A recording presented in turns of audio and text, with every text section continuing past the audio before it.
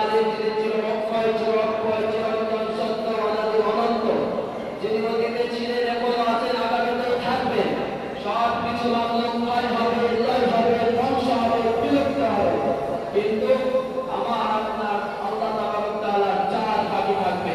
তাই সেই মহান রব্বুল আলামিনের জন্য সকলে সত্য বিচিত্র কণ্ঠে প্রাণ ভরে আলহামদুলিল্লাহ।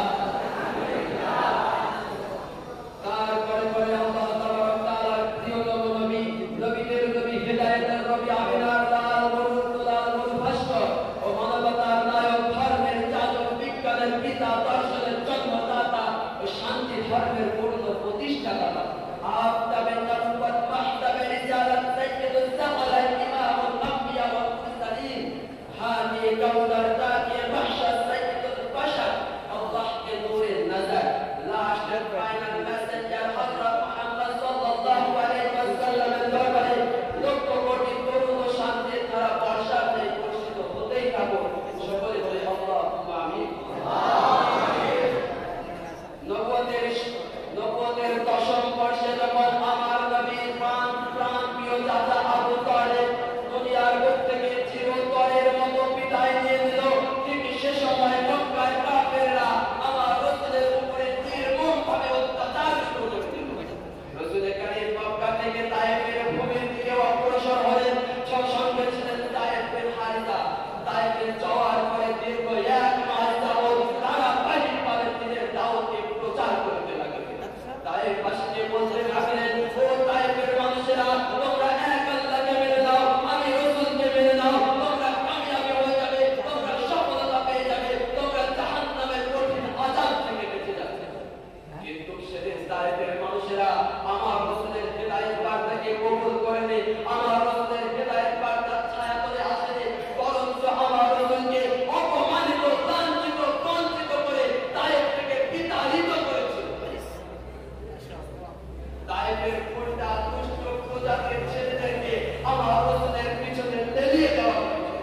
রাসূলের কারীম রাস্তা দিয়ে হাঁটতে হাঁটতে আসে, ওই সমস্ত কোনটা দুষ্ট প্রজাতির ছেলেরা আমার রাসূলকে রাস্তার দুধারে পাথরকে তুলে তুলে নিক্ষেপ করতে থাকে। রাসূলের কারীমের সঙ্গে তায়েফ বিন হারিসা ছিল, যেদিক থেকে পাথর আসে সেদিকে গিয়ে তায়েফ বিন হারিসা দাঁড়িয়ে যায়। কিছুক্ষণের মধ্যে উভয়ের শরীর ক্ষতবিক্ষত।